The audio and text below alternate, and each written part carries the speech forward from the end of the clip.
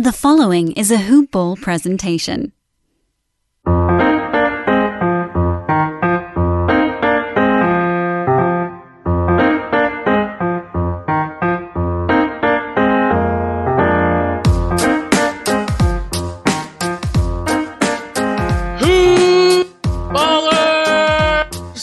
Welcome back to another episode of Today in Sports Betting. I am your host, Devin Ellington, at DALE007 on Twitter.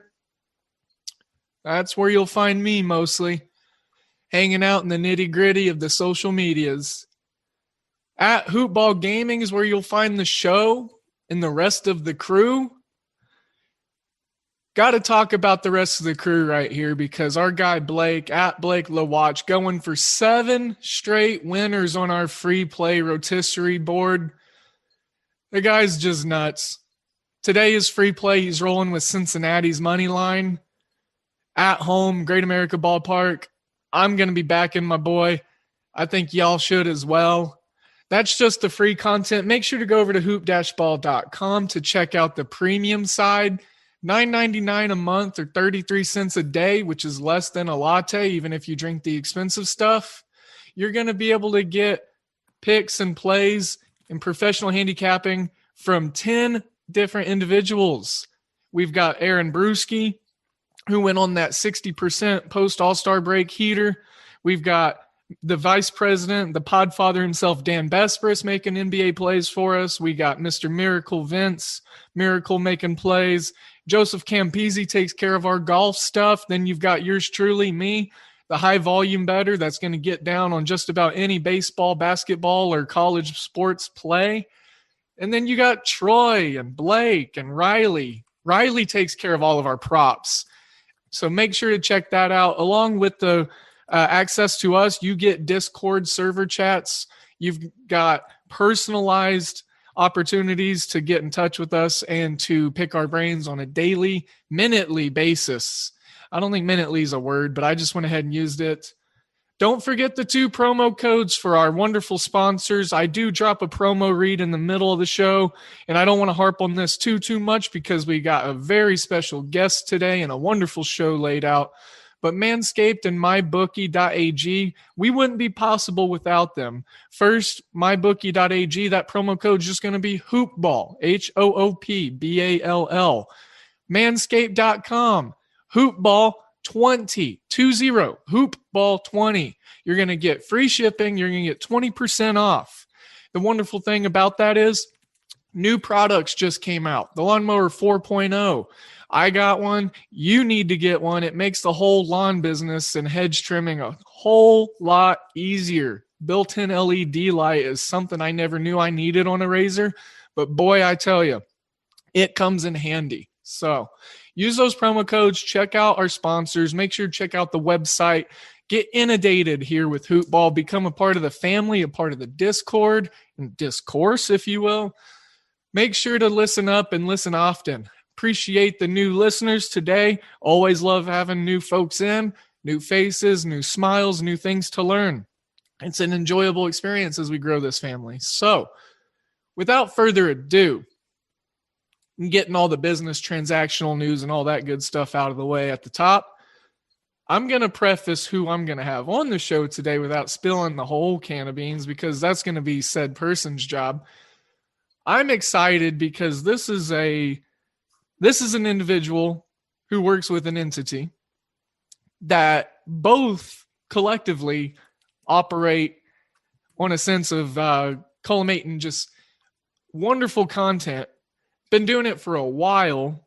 Seems as though they're one of the best staples within, the sports betting market and the industries. I'm fortunate today to have one of their top hosts and one of their biggest, most best personalities on the show today. He's all over the place, and I'm not even sure how he made time to come on today, but I'm going to be joined, and I'm very excited. I'm going to be joined by Danny Burke at Danny Burke, and that's an E, like Trey Burke. Danny Burke 5 at Danny Burke 5 on Twitter. Make sure to check him out. He's located in Chicago. Go Cubbies. And like I said, he's a host for VSiN Live, the Rush Hour Network, Monday through Friday, 7 p.m. Central Standard. Bet on Chicago for WLS, which down here in Oklahoma, WLS is the sports animal. It is one of my most just fond radio networks growing up, Danny. Still love WLS as an adult. And how cool is it that you bet on Chicago on WLS AM 890 there. Welcome to Today in Sports Betting, Danny. I'm glad that you could join us. Absolutely. I appreciate you having me on. It's an honor, and I'm excited to, kind of get familiar with the show, and hopefully we get some winners out there and some valuable information because, of course, from our side and our perspective, that's the whole goal here. Yeah, absolutely. I'm just excited to gain some insight. Whenever I have guests and hosts on, it's usually people that I look forward to or look up to. I always look forward to all my guests, but I look up to the work that, said individuals curate or put out there. And you're no other, you're right along in there with the great curators that I've had on the show. And, just to touch briefly on VSiN, you've also got the props and logs on Fox 32 News going for you there too. I mean, like I said, you are all over the place and you spend a lot of time with VSiN there. We talked a little off camera, but seems like that VSiN and Hoopball's kind of got this growing and more familiarizing relationship developing here. And it's exciting for me, because like I said, VSiN's some of the earliest stuff I remember as far as getting into handicapping. And so where did Danny Burke find himself aligned with VSiN? Now I noticed, we talked about it. You're in Illinois. VSiN is out in Vegas. So how did this all transpire for you, boss? Nobody builds 5G like Verizon builds 5G, because we're the engineers who built the most reliable network in America. And the more you do with 5G, the more building it right matters. The more your network matters. The more Verizon engineers going the extra mile matters. It's us pushing us. It's Verizon versus Verizon. 5G built right from America's most reliable network. Most reliable based on rankings from RootMetrics second half 2020 U.S. report of 3 mobile networks. Results may vary. Award is not an endorsement. So basically it's quite the journey, but the long story short, I guess you could say is, so obviously I grew up in the Chicagoland area, northwest suburbs, and pretty much since day one, I always had a passion for sports and wanted to correlate that when, realistically, at one point, everybody realizes they're not going to be good enough or big enough to play professionally. It didn't mean I stopped playing, but I knew that I still wanted to get involved with sports. So naturally, I wanted to correlate that with sports broadcasting. Now, in terms of the betting angle of it wasn't something that right away I was like, I want to talk about sports betting, sports gambling, all this, because, I didn't know it as a kid growing up per se. But I guess my love for the betting side of thing just kind of sprouted ever since I was a kid, in the sense that my friends and I were always betting on stuff. We were playing Texas Hold'em since maybe we were in like 5th grade. We'd play one-on-one on the driveway and just bet against each other, or like, hey, $5 I make the shot, whatever it may be. It kind of just started at an early age, which inevitably, no pun intended, parlayed into me wanting to get into sports betting as well. And then I went to the University of Nebraska to further my career in sports broadcasting, and, would be doing play-by-play for the school sports and hosting radio shows, doing kind of like TV news broadcasts, kind of just everything you would expect in a generic broadcast journalism program and what have you. And then I got linked up at the ESPN affiliate radio station out in Lincoln. So there I was kind of doing a couple different things. I was a studio host for the Salt Dogs, which is a baseball team for the American Association. If anyone's familiar with that, good for you. That's quite the shout out. But aside from that, was also just a co-host and producer for, the show that was from 4 to 6 called Hail Varsity Radio. And it was great. I love the host, Chris Schmidt. I still go on his show all the time, have him on my show from time to time. He's a great friend. And, as fun as that was, it was a great experience because, you get the mix of the behind the scenes and being on air. The thing for me is that, being in Lincoln, you're 90% of the time focusing on Husker sports, which is great. I love it. I get it. But when it comes to July, when it comes to these months that are dry, you're talking about the second stringer potentially who's getting his ankle twisted, and that's got to be the top story, which can be kind of exhausting from time to time if you don't necessarily grow up in that environment. It doesn't mean I'm not passionate about the Huskers considering I went to school there, but it's not something that I necessarily want to hone in on 24/7. So I always kind of tried to look at the angle of wanting to gamble with it. And we had a short gambling segment on the show. I started doing blogs on the website with some of my picks for NFL because as I got into college, I started getting more and more into sports betting, doing more research, just got really passionate with it. And then, kind of just was still doing stuff there. And then again, kind of trying to cut down with how long the story is. My sister had moved out to Las Vegas. I visited, naturally fell in love, no shocker there. I was very interested in trying to start a career there. So I figured, why not give it a shot? The Golden Knights were there. They just made the Stanley Cups in their first season, Stanley Cup finals in their first season. The Raiders were coming. And it just seemed like a town that was expanding very widely in terms of the sports and becoming an actual metropolis aside from the tourist perspective. So I figured if there's a time to get into the sports broadcasting landscape, maybe it's now. So I went out there, I had a couple connections from guys I reached out to who I saw had radio shows. Ken Thompson, who does SportsX Radio out there, was kind enough to let me go on his show a few times. And there I kind of met a connection with someone who worked at VSiN, and he got me in pretty much, had to start from the bottom up. Doing social media, but to me it didn't matter because I was going into a place that I wanted to work talking about exactly what I loved, which is sports betting. So I figured, hey, if I got to start at the bottom, work my way up, that's completely fine. And I caught a couple breaks, worked my way up to producer. There's some openings, filled in from time to time, and just worked my way up. Very fortunate, very blessed to have the avenue that I did and the opportunities, and took advantage of it, and that luckily kind of landed me here. I mean, a lot of things halted once the pandemic happened because we had to cut down a lot of our programming. But once we were revamping that back up, we were expanding more so. And since I was doing the show, as you alluded to, Bet on Chicago at the time, I had branded myself basically as a Chicago guy. So when the idea for the show to start up in Chicago came about and they asked me, I nearly jumped out of my seat. I was like, absolutely. As much as I love Las Vegas and the experience of living there, my goal was to always come back to Chicago at some point and try to do sports broadcasting. So for the fact that I can do it this early in my career has been absolutely amazing. Well, I can't say much other than the fact that I'm happy it all worked out for you. And it's funny just how, I'd say parallel and synonymous the landscapes of sports and sports media, sports industry, sports betting industry are just kind of mirroring of one another in the fact that you tend to be successful in the type of success you have, based off of your efforts, your passion, and just kind of where you want to take things. And especially with the time and the, just kind of atmosphere we're in as a society with, post-pandemic kind of reconstructing our rules and our morals as people. We're seeing a lot of industries kind of be tilted on their head, spun different ways, different people having successes, people that think outside the box, that have a niche, that do stuff like you said, like you wanted to be the Chicago guy. So that kind of just panned out perfectly for you.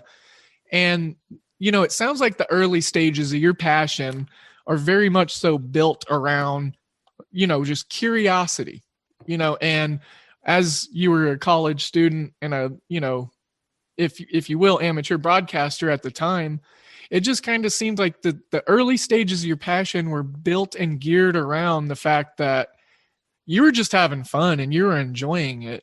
Would you say that that's accurate there? Oh, absolutely. It's kind of like the corny adage that, you're not going to work a day in your life if you do what you love, but it truly feels that way for me. Getting to wake up every morning, look at all these games, and not only get to talk about it in general, but to try to find an angle to bet on it. The fact that as a career, I'm giving people advice in terms of what I think are good bets is great, especially, obviously when you're winning these bets, not only are you contributing to your own bankroll, but to try to make someone else's day better by doing just that is a great feeling, really, and giving valuable information. Because I've been in that chair before too, where it's like, you know what, maybe you don't have enough time to do the research yourself. Maybe you don't know enough, but you want to get involved in X sport and bet this certain bet, but you don't know the right angle. You kind of just need a little bit more push to get you there. That's what I try to provide on a daily basis. And, I want to give these unique angles besides the money line spread and totals that, not everyone has the time to look into.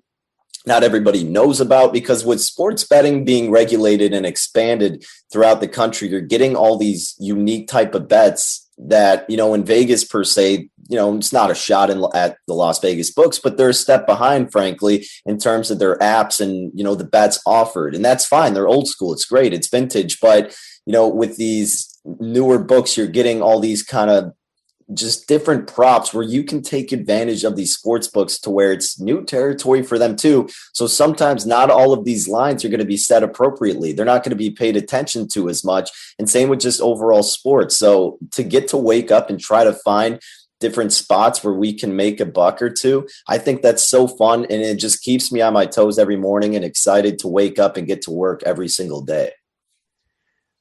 I can't second that anymore. There's something about whenever I see a full MLB card, and I understand you're a hoops guy mostly and primarily, Dan. Is it Dan or Danny? I don't want to be too casual on the first interaction here.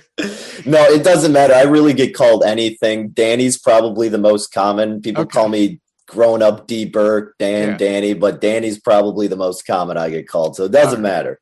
I've always, and it's nothing against the Dans and the Dannys in the world, but whenever I met an older feller and he went by Danny, I always felt like we were both kind of time traveling back into like the fourth grade or something. And it's just like, it's like a youthful thing. I don't know what I'm trying to say, but no, long story short, I know a guy that's pushing 60 and he still goes by Danny. And he's one of the most youthful spirits I've ever met. So I just think it's something that's intercased in your name DNA, boss. So you get to be youthful forever. Congrats. Beautiful. I'll take it. So we talked about VSiN, right? And we talked about just the experiences and the passion and the love that you have waking up and doing this. And I was mentioning that on an MLB card, there's nothing more exciting to me. And it could be daunting to some, but whenever I get to sit down in front of my computer and I say, all right, I am submitting 10 different game write-ups into our premium side, our wager pass. Let's go. Like this is fun. Like it's kind of like, the mad typewriter fingers, the guy with the green visor and the cigarette and just that's the grinding work that I appreciate in this and that excites me. When you first got into this work and there was, this amount of stuff being put into this career path for you, and when you were figuring everything out, did you ever think, or were you familiar enough with VSiN, to think like, hey, it would be cool if I worked for this company? And then did you ever have that epiphany after the fact, now working for them, like, damn, like, hey, I work for VSiN? Like just kind of like an aha moment? 100%. I mean, when I was still stuck in Lincoln, wanting to go out to Las Vegas, seeing my sister with all her Instagram stories or Snapchat stories of, the mountainous scenery, being on the strip with the palm trees and, how booming that city was going. I was like, man, I would love to be out there and I would love to work for VSiN, because I had known of VSiN before I went out there and, tried to get into the company in the sense that they didn't at the time really have, a cut and clear application, thing to send in to kind of apply for a job. So, I kind of tried to get in any angle you could to where it's like, oh, if you have a complaint or any questions, right in here. So I kind of tried to, pitch my resume in that little writing block that they offer on websites sometimes, but never heard back. And, a lot of times you're not going to. So like I said before, when I got the guy who worked there to hook me up and kind of got me the in, that was so great. And I was so fortunate to have that opportunity. And you're right. I mean, once I got in there, I was like, all right, first step accomplished. Like, I'm here. I got a job with the company that I wanted to break into, and it's fantastic. And, I tried to not let my mind be in that settled state, though, because to me, I'm always a very competitive person, and I want to keep striving to be better and better and try to reach my potential and expand it as much as possible. So when I got on air, I mean, the first time, going back on air since Lincoln, pretty nervous. And, then once I got more opportunities, it was more about trying to improve myself as much as possible and staying focused. And, there are times to where I kind of officially got my own show, to where I really take a moment to reflect and be like, wow, like, you made it, you did what you wanted to do, but not made it in the sense that, okay, we're here, I'm comfortable, it is what it is. It's okay, you broke in, you got this spot, let's take it to way bigger heights and try to keep getting as big as we can. And then, of course, quarantine happened, and then, I had to, didn't have my show anymore, had to kind of start from the bottom once again. And I was very grateful and fortunate that they kept me around, because, a lot of layoffs had to happen with many companies, and, VSiN wasn't any different in terms of what we had to do. I mean, we still kept some shows going, but it wasn't as big as it was before. And, realizing where I was, and then, kind of getting back down the totem pole, so to say, for someone who wants to be on air, it wakes you up a little bit. And, knowing that maybe, hey, I'm not going to get this opportunity again, or if I do, I have to make the most of it. When I got that call about coming to Chicago again, that's why I was so ecstatic, because I knew this was exactly what I wanted to do. And I wasn't sure if I was going to get this opportunity again. So the fact that I did, even coming out here, it wasn't something that was maybe going to be for sure right away. It was kind of like a test and trial. So the whole time I'm here, all my friends and family like, oh, are you staying? Are you, you happy? Are you having such a great time? I was a show, all these questions, and I'm just trying to play it off really cool. Be like, no, it's good. Just like be really calm, because I didn't want to have that moment yet where I sat back and was like, okay, I made it back here. I reached my goal, and, this is an amazing spot. It's not that I didn't recognize that, but I didn't want to settle and be comfortable. And I'm still that way. But now that, I've officially been here, I've certainly taken some time to sit back, reflect, and just realize how blessed the journey has been for me. And, how great this path has been, and so many people I've met along the way, so many things I've learned.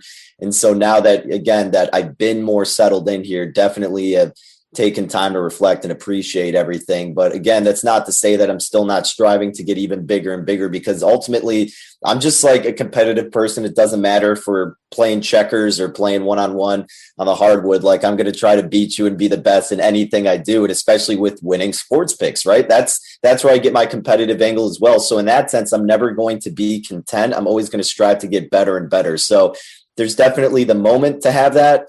But, I try to keep it as minimal as possible. So I keep myself on the grind and keep focused and trying to improve myself in every capacity. I mean, with how ever changing this industry is, that's probably the smartest approach that any one individual could honestly take. And honestly, that's how people should be in real life, not to be life coaching here or, try to act like, I'm qualified, because I am no Dr. Phil. But what I'm saying is, if people operate under the sense of my best is, never going to be good enough, even though I'm doing my best, there's always going to be more to strive for. Mm-hmm. And I believe that complacency then there will be defeated. And then to put it into a more psychology, like sports betting scope, the survivalist, just the surviving within this industry is huge. With that competitiveness, I believe that flourishes into credibility. And from my own naive, humble, and near virgin experience within this industry, and the knowledge and the wisdom that I've gained in the short amount of time, credibility is probably one of the biggest flames to stoke for yourself, as well as your content and the abundance of that. But the credibility, I think, is a huge determining factor on one's successes trying to make their way in and out or through this market. It's, as you know, Dan, it's a high volatile market. It's tons of information. It never goes to sleep, and it never stops. Yeah, absolutely. And that's like the best and sometimes, the most strenuous part about it, right? Is because if you have a bad day, okay, you move on, you have today or the next day to bounce back. That's what you have to tell yourself if this is something you're doing on a daily basis. You can't sit there and mope about the bad day you have because it's inevitable in sports betting, right? I mean, this is a career and a category to where if you're getting 54%, which is an F in anything else, you're successful. So that's why it's so crazy and so unique. And you have to realize the ebbs and flows of it. Like you mentioned, how volatile it is. You're going to have days where maybe you go 0-3, 0-4, but you can't let that put you down. You have to keep your ear to the grindstone and keep going and keep working because, hey, you go 0-4 one day. Okay, maybe you go 3-1 the next. Maybe you go 3-0 the day after that. It's what are you doing for me now, right? What are you doing for me lately? Not what did you do the other day? So that's why it keeps you on the edge of your seat to keep going. And that's the best part about it because you can keep improving and work your way back. Now, simultaneously, like you said, sometimes it can be tough if you think in the sense that, oh, I want to take a day off or, I want to go on vacation. I want to just, let go, be off technology. Well, you're going to miss some things from time to time. Maybe not as much with being a bad bet, but realizing what happened in a certain circumstance. This line went to here. This player played like this against this team. Little things that you can study if you're paying attention very closely. I'm not saying that you have to be successful, but that sometimes is the tougher part about it. You really got to pay attention to all the news, acquisitions, free agency, roster moves, just injuries in general. Not that you can't catch up on that, but it builds up if you really put it away for a little bit. So you always got to be paying attention. And that's why it's such a great thing because you have so many constant opportunities, but at the same time, it can be tough. So you got to really have some fatigue and be ready to be conditioned to do this every single day. And to piggyback a little bit more on that, who's to say and what's to draw the line on what is too much information and what is paralysis by analysis? Like you said, keeping up with every transactional, news blurb, what have you throughout these different professional sporting leagues. I mean, if you just take and look at, say you're an NBA guy and you strictly only focus on the NBA, imagine how much information is flowing throughout the NBA on just a daily basis, let alone the course of a full season. And then throw onto that, say you're an NBA capper, but yet you're also very passionate about MLB. And then you also love college lacrosse. And then you also love, and it just keeps going and going and going. And it just speaks volumes to those who, have been successful, will be successful, and, are successful because there's so much information. So many people want so much. And well, there's only so much time in the day. But what I've found personally is I've found myself wanting to stay up till the early cracks of the morning because I'm just locked in looking at numbers. I'm locked in looking at information as it comes. And I noticed that that's when I was really passionate about this. And just to circle it all back around, to the question posing to your passion, that's another huge component into being successful in this and in anything in life, I would say, or just life in general, is being passionate and grateful for what you've got in front of you because it changes every minute, every day, easily. Hoop ballers. Let's talk about your balls. Yep, your balls and the area around them. Let's talk about manscaped.com. Go there and use promo code hoopball20, HOOPBALL20. Use the promo code and go check out all the tools they have of trimming the hedges and taking care of your lawn, like the Lawnmower 3.0 with a built-in LED light to help you get into those dark thigh crevices on the inner parts. Also, the Gooch. It is hard to get to the Gooch if you can't see it. So use the LED light with the anti-tugless technology on the razor, full long battery life. Then check out the Weed Whacker. Bring that out of the shed. Use it on your shrubs, cut down what you need down to bare minimum if you need to. It's got a nice anti-tugless technology, just like the Lawnmower 3.0. It's also got a lithium battery. And best news of all, these things are waterproof. So that way you can do it in the shower and take care of business in the cleanest way possible. Hoopball20 is the promo code that's going to get you free shipping as well as 20% off. I recommend using it. I recommend getting the complete care kit with your free shipping and your 20% off. Spend a little extra, get a lot more. There's a good care kit there for us gentlemen: face scrub, shampoo, ball treatment, and the area that surrounds our balls. I believe there's even a pair of underwear in there for our balls. So yeah, that's going to conclude the talk about our balls. Now let's talk about bets. MyBookie.ag is where all the hoop ballers take care of their winnings and where we place all of our wagers that we post in our article in the Wager Pass, as well as our free plays and our Discord chats. Yes, MyBookie.ag. Use promo code HOOPBALL, HOOPBALL. Let them know that we sent you. Hell, specifically type in my name. I want them to know.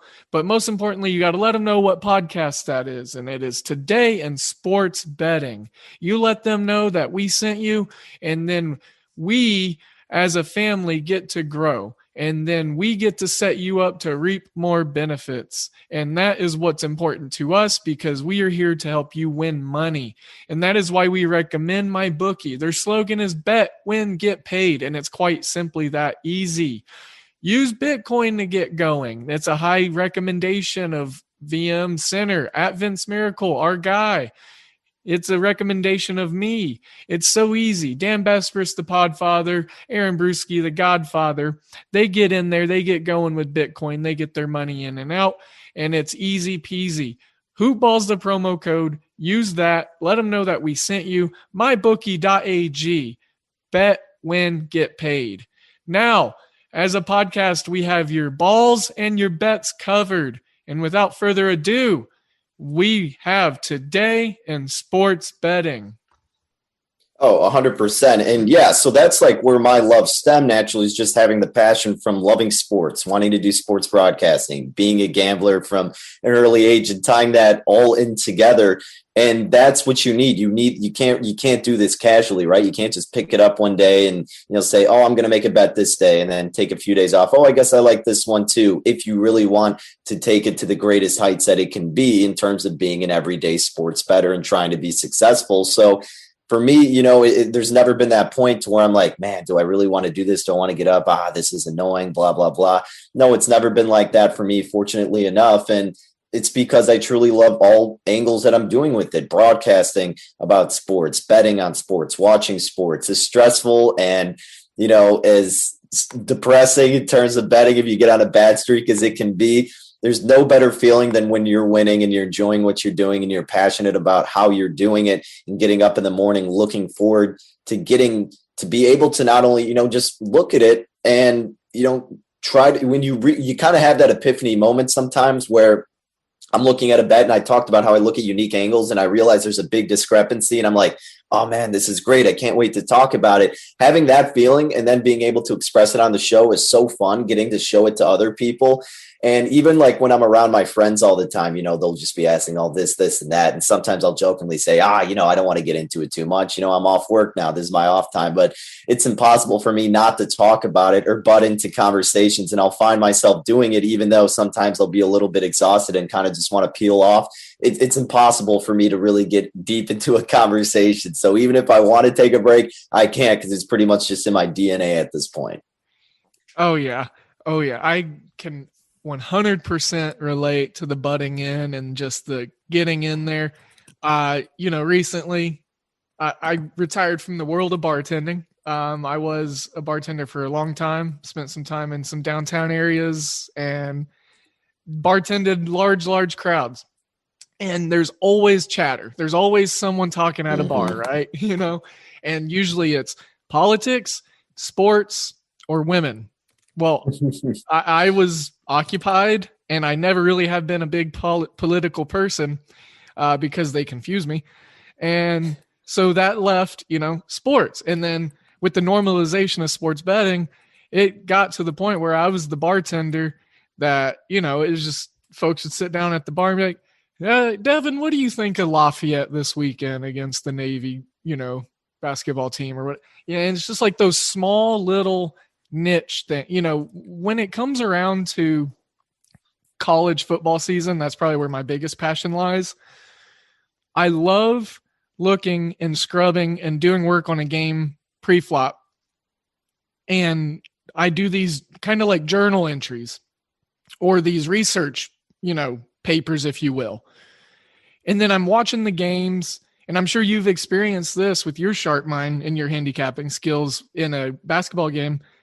But it's like you see your talking points kind of come to fruition. You're like, wow, I knew that linebacker was going to potentially set up his team with a ginormous play in the first half somehow. And he does it.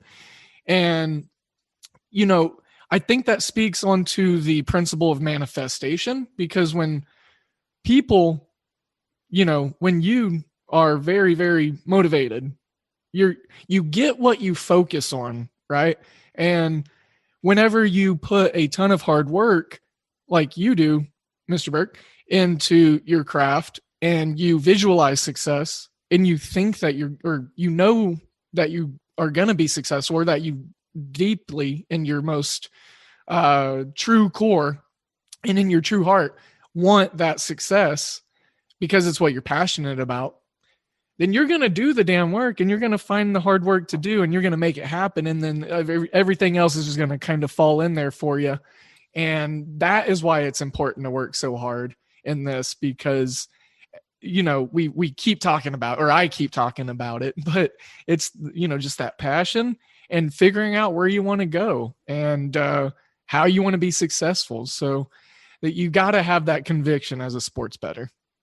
Oh, 100%. I mean, you're right. I think one of the best parts about it, pretty much like you said, the manifestation of, your hard work and analysis coming to fruition is, why you keep doing it, why it keeps getting you up in the morning to wanting to do the same thing the next day, because you're realizing your hard work is paying off, and you're sitting back there and watching it and you're like, wow, I nailed that. I was right. I was spot on. And, that's not going to happen a majority of the time per se. A lot of it's going to be like, yeah, you were there, but not quite there. Right idea, bad beat, or you're just completely off the grid. And look, that's fine. That's inevitable in sports betting. But even seldom as it may come where you're exactly spot on with some analysis and it comes pretty much exactly how you painted a picture in your mind, that feeling is just so great and so hard to top. And it really just proves all the hard work you're putting in is for a valid reason and is going to be the reason why you keep coming back, loving it, and hopefully making a profit for it, not only for yourself, but the other people along the way, which also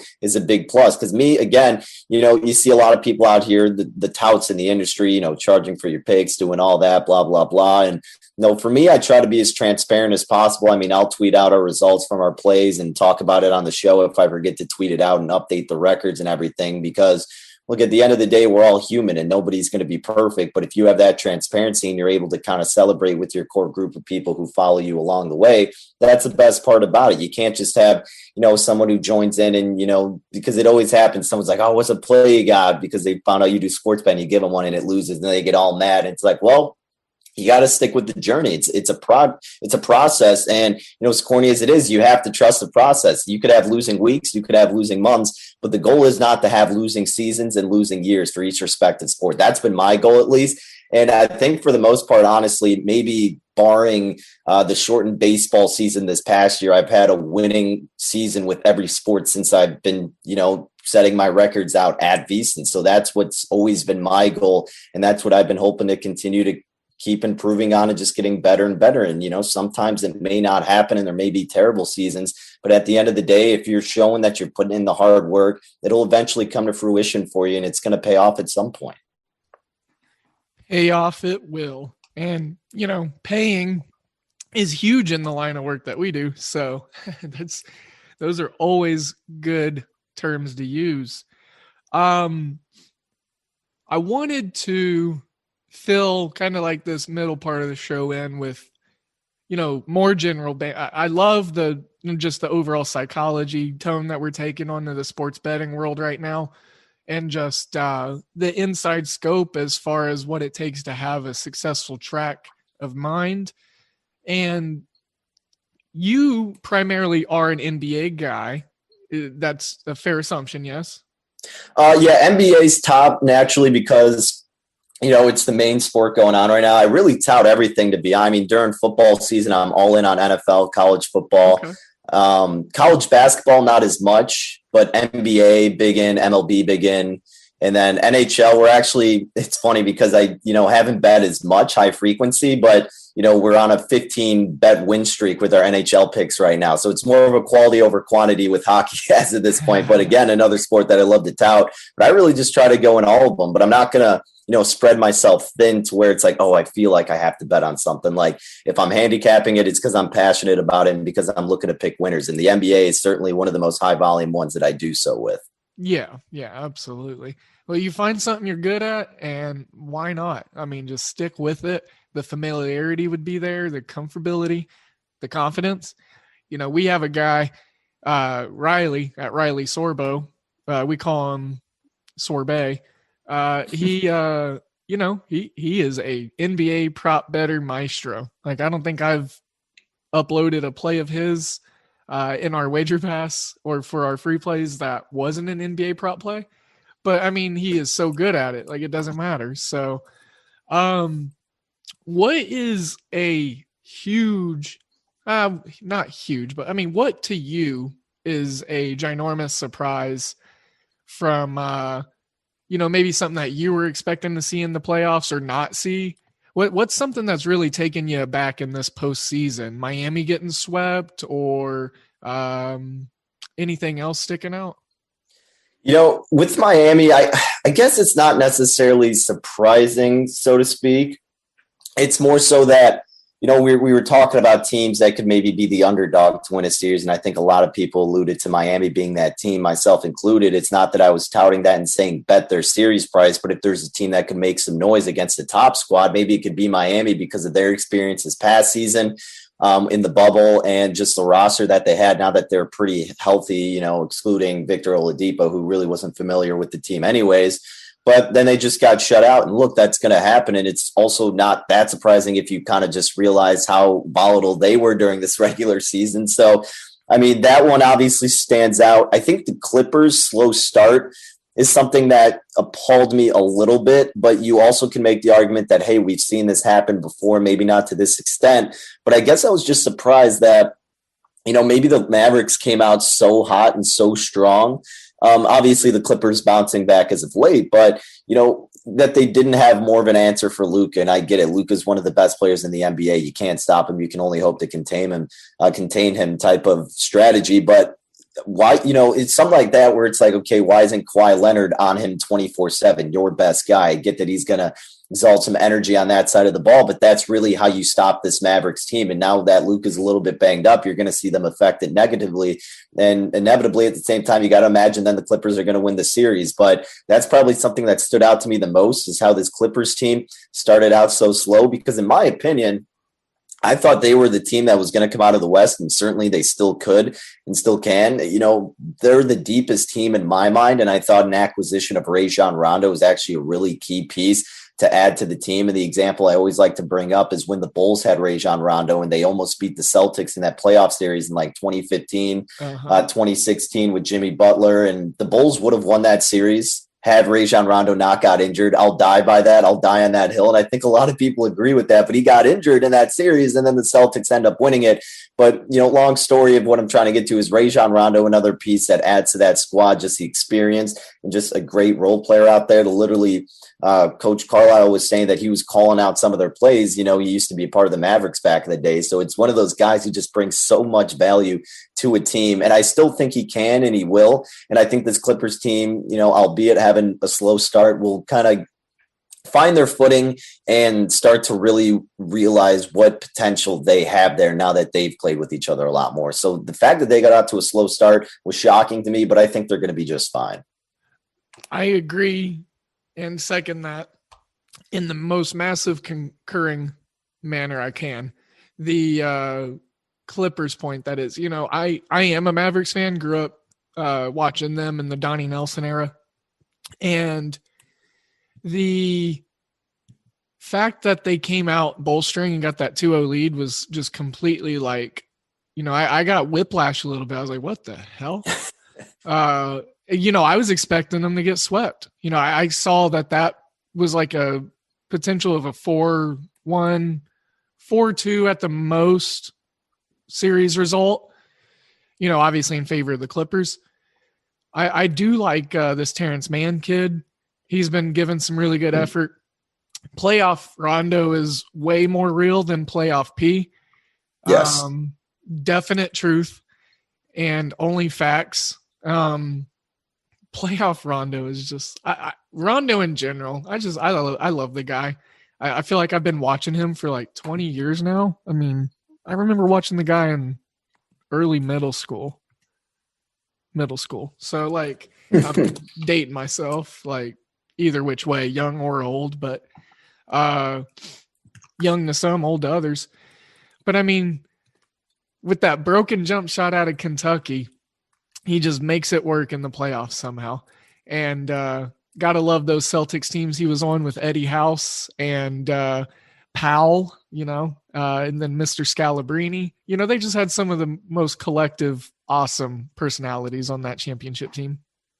Absolutely. Yeah. That's why it's so fun too, just to see these guys in their veteran years. Cause you're like, wow, he's really, done quite the tour throughout the NBA. I mean, you take a look at Chris Paul also. I mean, what he's doing is so fun to watch and so exciting.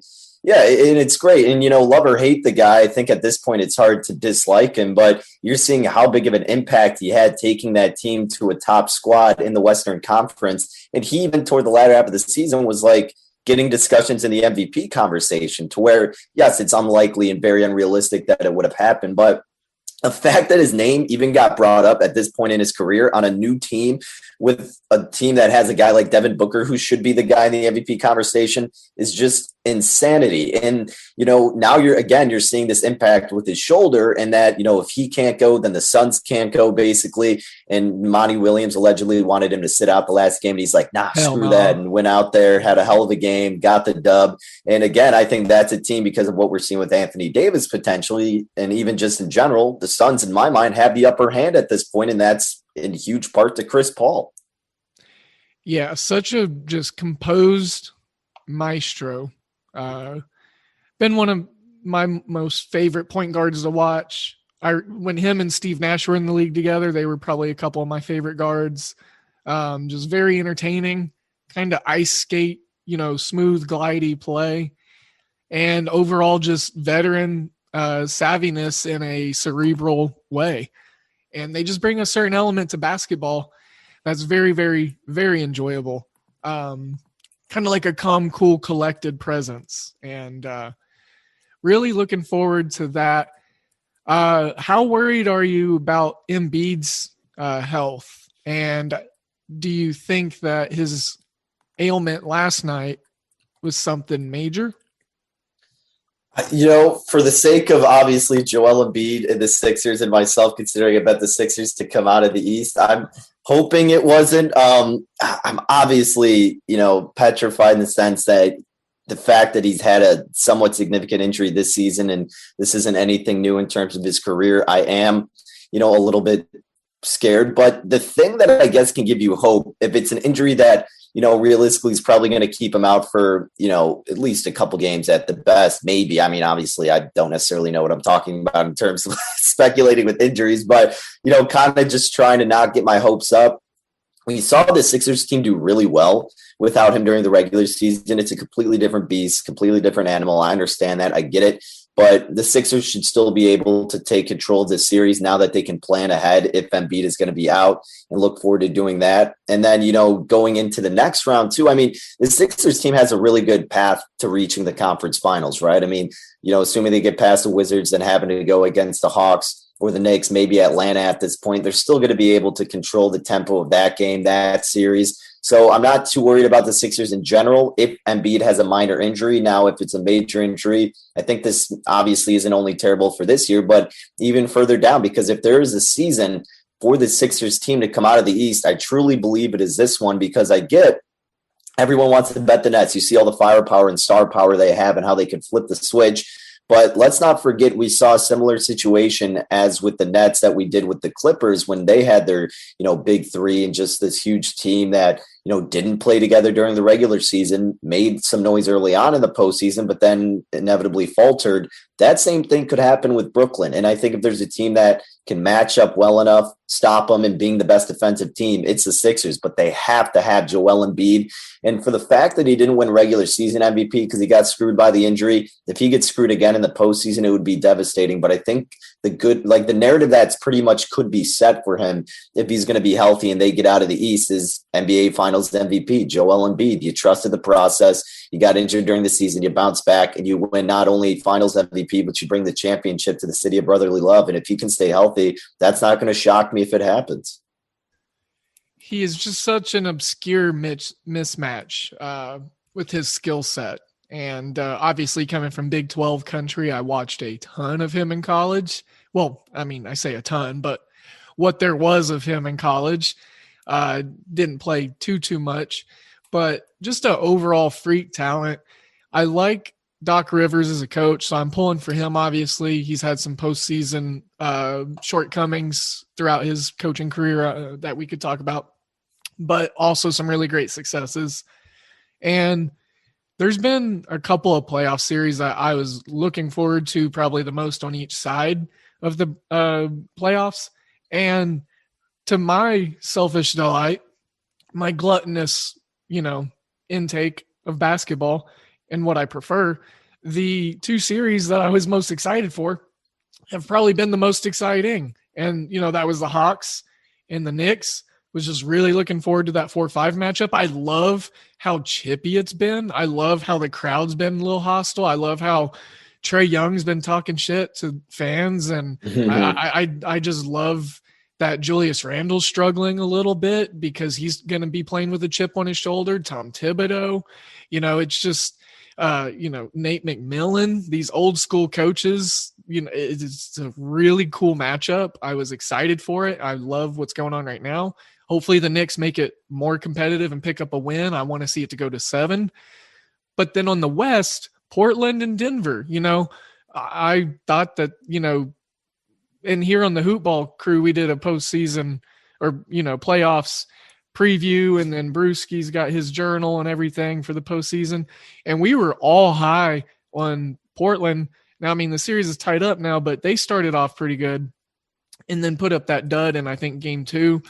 But overall, I think they are matching up really well with Denver, and we're seeing Jamal Murray's absence really start to excavate the productivity of, what could be done by Denver, especially in a playoff format. Oh, absolutely. And, this Portland team, to me, this, again, like you said, those two series certainly stuck out the most. And I wanted to lean toward Portland. That was the side I wanted to pick with the series, if anything, but I kind of wanted to see how the first couple games played out. And to me, this is a series that is probably going to go, at least, 6 games, obviously, but then, probably in my mind, I think it's actually going to go all the way to 7. And, this Portland team, I think, has a potential to make a deeper run just based on what they've done in the past and trusting their backcourt. But, it's not going to surprise me if the Nuggets take a hold because of Jokic and what he can present and take advantage of this lackluster defense at the rim that Portland presents. I mean, Nurkic really isn't getting the job done. A guy who's a little bit overhyped, which is disappointing because I was a Nurkic fan when, he had his highlights, but injuries have hindered his career a slight bit. And Cantor's just not going to get it done. He's going to do all he can, but Jokic is going to be his daddy and take advantage of him every single night. That's inevitable. But again, like you said, Murray being out is a huge loss for this Nuggets team that is going to see it the deeper and deeper they get, not only in this series, but if they were to advance in the next series. And you need a guy like Aaron Gordon to step up. And he's just hasn't been the scorer you probably assumed he was going to be, even though that wasn't an issue during the regular season because they still found a way to win. But, you would probably hope to see more out of him and some of the other role players. I mean, Michael Porter Jr. has been outstanding, filling in and taking over offensively. But again, I just think at the end of the day, still, if I had to trust one team, I do think it would be Portland because, if Jokic has one bad night, gets limited, you're kind of screwed if you're the Nuggets. If you're Portland and Dame has an off night, okay, well, let's feed the ball to CJ McCollum. Let's maybe give it to Norman Powell, who also a guy that, hasn't scored as much because it's kind of harder for him to fit in there with the other guards. You got Carmelo, another shooter. And, you just have so many different avenues with Portland and a little bit more experience that I do think they're going to come out on top. But again, I think it's not going to be easy by any stretch of the imagination. So maybe you just take it more on a game-to-game basis rather than the series price at this point if you want to go with Portland. But I do think they are the better team overall in this series. I'd be interested in taking a bet on Damian Lillard scoring at least 50 points in one game in the remainder of this series. And I would even wager that he scores 40 or more points in the rest of the series. That wouldn't shock me at all. I mean, especially the later we get on, the more you're going to have to need and see from Damian Lillard. So that would not shock me by any stretch of the imagination. He's such an electric player to watch in every game, but especially in the postseason. Yeah, and we've seen these great matchups and games produced. Excuse me. Frog jumped out of nowhere there. Games produced by these two teams in the postseason recently, supplying us with that 4 overtime game. I think it was 2019. And then, just all sorts of great regular season matchups being divisional opponents. So great familiarity. Again, really good coaching. I'm pulling for Terry Stotts, just really liked the guy for quite some time now, hoping he could get some postseason success. But the West is wild, that's for sure. And getting to the championship, the finals, is going to be a tough task nonetheless. Go ahead, sorry. Oh, yeah. So, besides that, too, just looking at the West in general, too, like this conference is virtually so wide open as of now because of the struggles with the Clippers and then Anthony Davis potentially with his injury and the uncertainties with the Jazz and how far the Suns can go. The West is going to be so fun because the East, is pretty top heavy with the 3 squads, but the West is just going to be an absolute circus. And that's where you can take advantage of some of these series price opportunities. Yeah. I love the series prices. And then last year I had some really good success in the postseason on some series, exact finishes, series results. I think I placed, I don't have my sheet in front of me, but I did 5 different exact series results. I hit on 3 of them. And so once I think we get out of this first round, I'm going to start looking at some of those exact results again. So we'll have obviously more updated, concise matchups. Health issues will be clarified, good or bad. And we'll start to be able to see some sort of shape being formed out of the gelatinous opening rounds of the NBA playoffs. Mm-hmm. So definitely very excited to see where this postseason takes us. And then we got all the college baseball that one could talk about with the regionals and super regionals coming up. I am stoked about so much. And then the Stanley's Cup. Someone's got to come take Stanley's Cup. So Women's College World Series right here in Oklahoma City. We got some wonderful postseason activities going on right now in the sports world, folks. We do. Dan, I hate to do it, but we're running on almost an hour on this show. So you're a busy guy. We probably got to wrap this here pretty soon. Again, I was having Danny Burke from VSiN live, host of Rush Hour, Monday through Friday, 6, 7 p.m. Central Standard. Is where you'll be able to find him. At Danny Burke 5 on Twitter. And just again, a huge honor for me for today in sports betting. I know the listeners enjoyed it. I did.